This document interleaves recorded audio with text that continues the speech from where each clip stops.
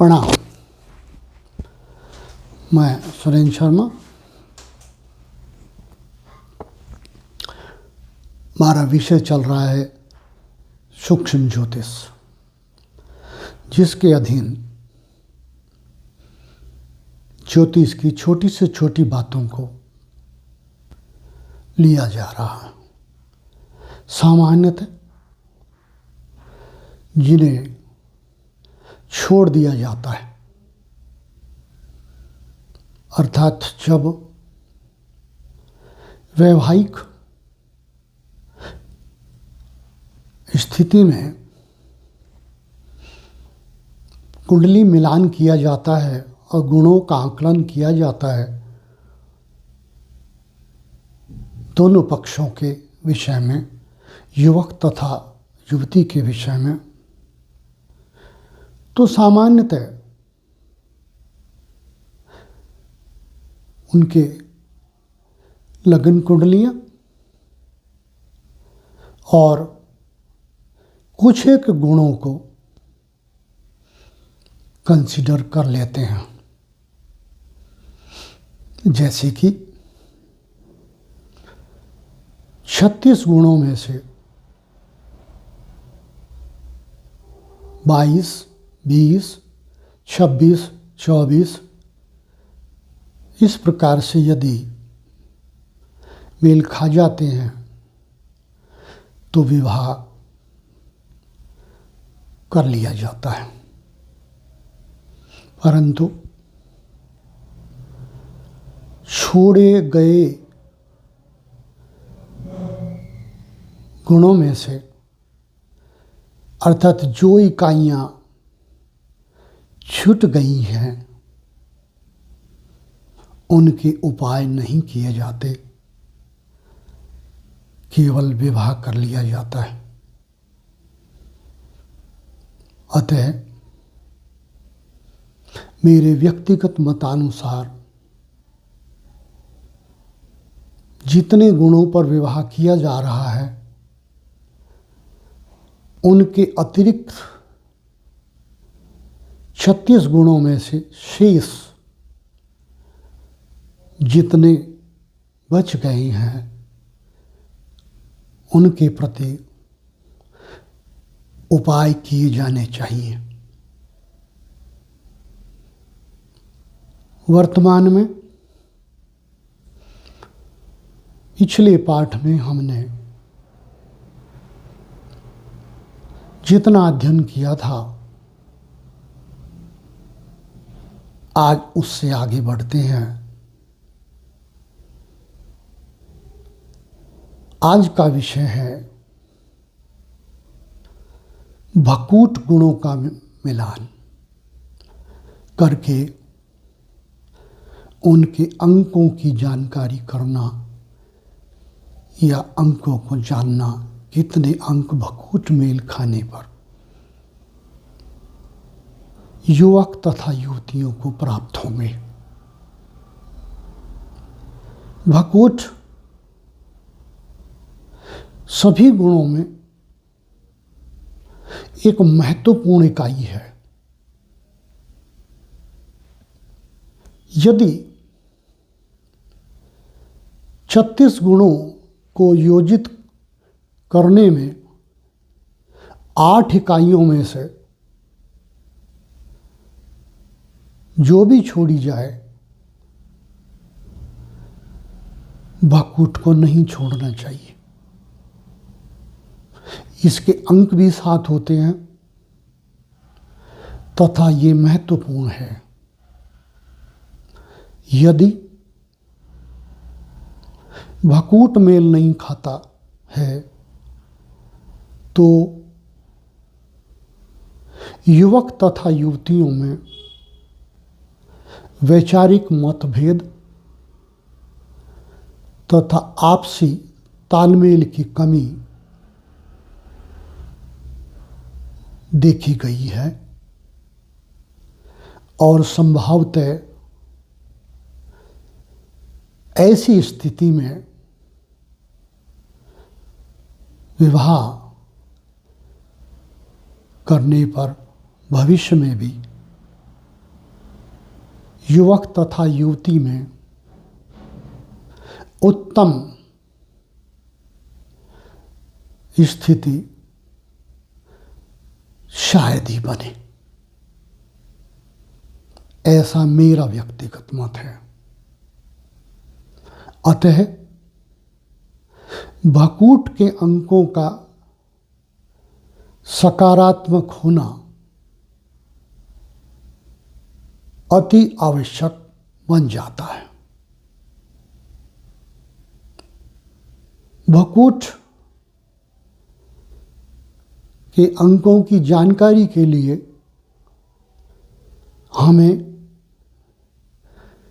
12 राशियों को लेना होगा। उन 12 राशियों से एक राशि चक्र का निर्माण किया जाता है और राशि चक्र पर ही युवक तथा युवती के चंद्र राशियों को गिनकर उनकी स्थिति की जानकारी की जाती है। जैसे कि दिए गए चार्ट में स्पष्टतः लिखा हुआ है, जो मैं स्पष्ट करता हूँ।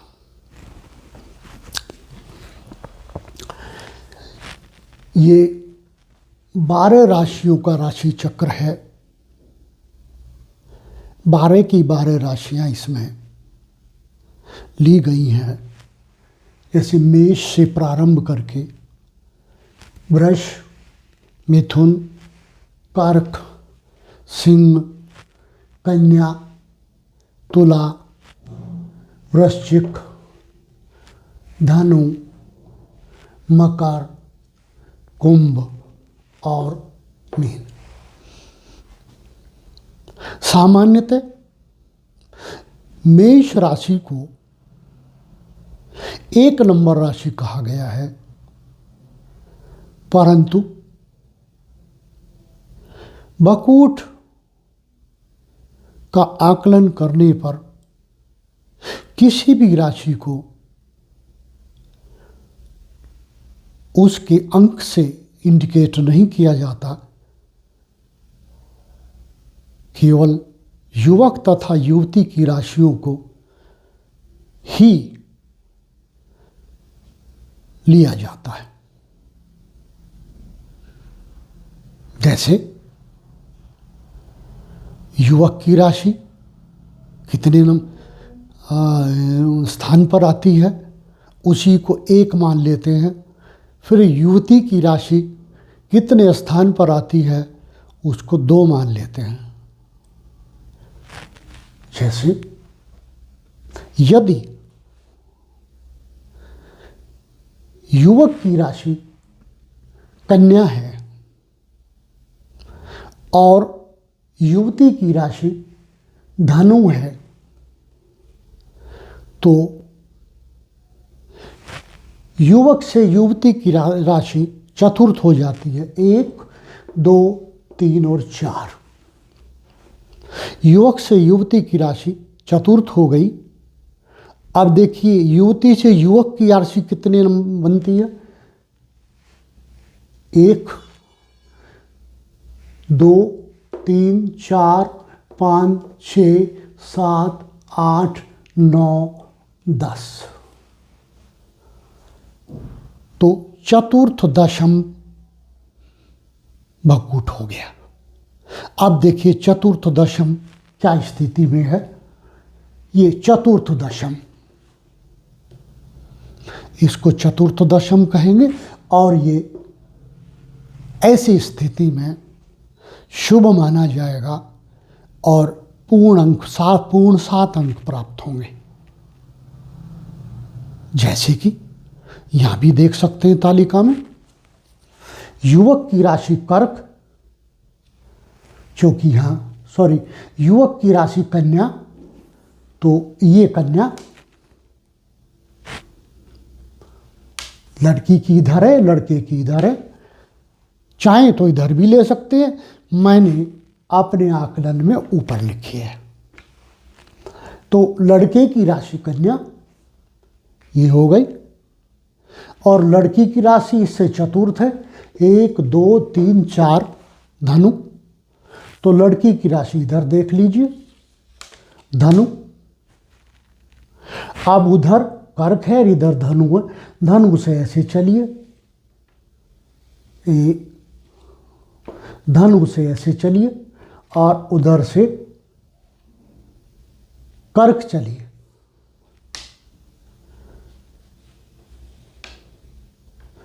एक, दो, तीन और चार, चतुर्थ दशम शुभ है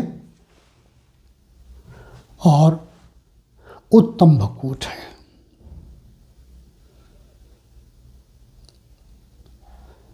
अब अन्न लेते हैं। जैसे युवक की राशि कर्क है और युवती की राशि सिंह है।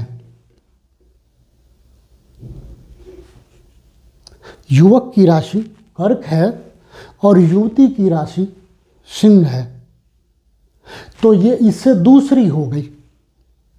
कर्क को एक मानेंगे और सिंह को दूसरा मानेंगे।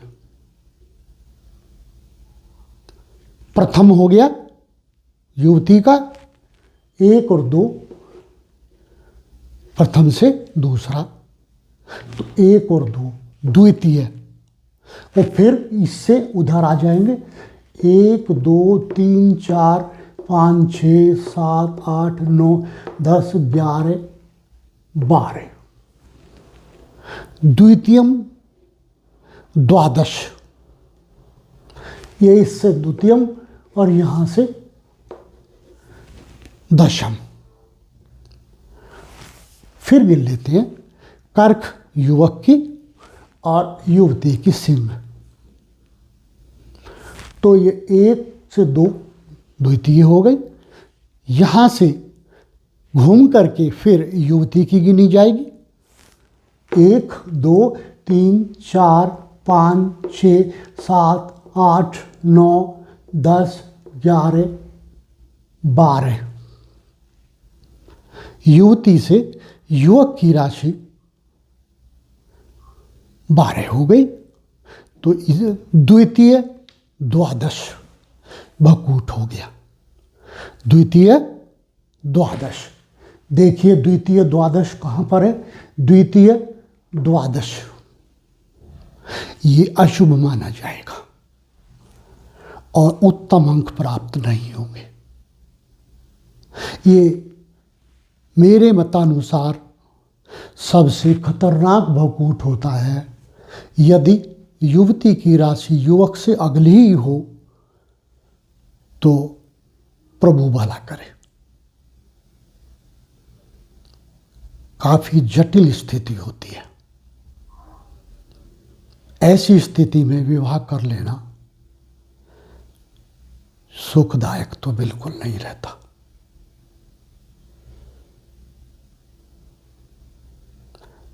अब आगे चलते हैं। यदि युवक की राशि मिथुन हो और युवती की राशि उससे अष्टम हो, 1 2 3 4 5 6 7 8, या युवक की राशि से युवती की राशि षष्टम हो, 1 2 3 4 5 6 6, 1 2 3 4 5 6, दोनों स्थितियों में सेम आएगा। पहले में 8 थी तो दूसरी 6 हो जाएगी, इसमें 6 है तो दूसरी स्थिति में 8 हो जाएगी। ये 6 हो गई यदि युवक की 6 मिथुन है और युवती की वृश्चिक है, तो ये षष्ठम स्थिति। और यहाँ से युवक की गिने 1 2 3 4 5 6 7 8। युवक से युवती की 6 और युवती से युवक की 8। इसे कहते हैं षष्ठम अष्टम भकूट, वटु भकूट या षडाष्टक भकूट। और इसमें विवाह वर्जित कहा गया है।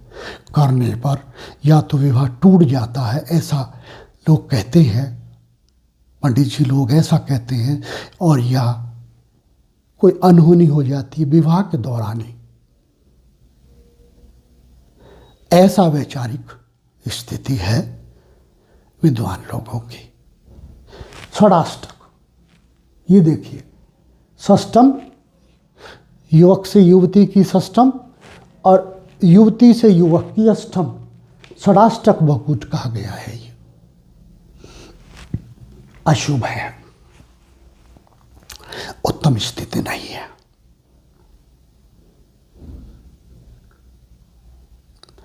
अब आगे त्रि-एकादश। यदि लड़की की राशि लड़के की राशि कुंभ लेंगे पहले, और लड़की की राशि से तृतीय हो 1 2 3, युवक की राशि कुंभ और लड़की की राशि मेष, तो 1 2 3 ये 3 हो गई। लड़के से लड़की की 3 हो गई। अब इससे गिने लड़की से लड़के की 1 2 3 4 5 6 7 8 9 10 11, तृतीय एकादश भकूट। युवती से युवक की 3 और युवक से युवती की पूरा चक्कर चला के यहाँ से फिर गिन लेते हैं। 1 2 3 4 5 6 7 8 9 10 11 12, पूरा 1।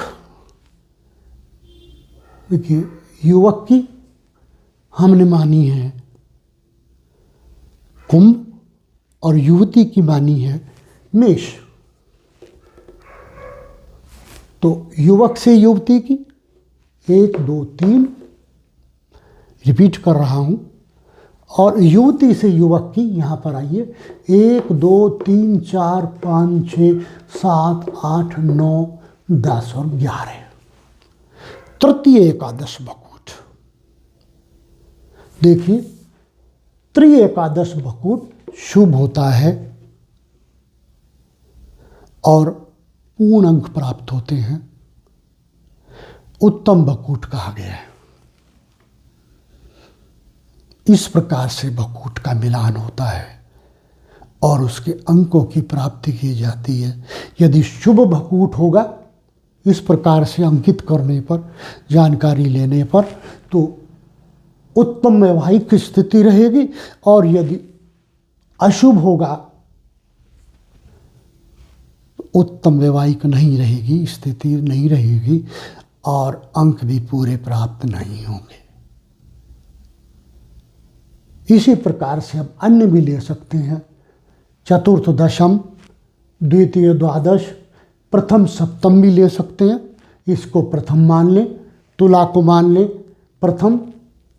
यहाँ से देखिए, ये लड़के की और लड़की की सप्तम मान लें। 1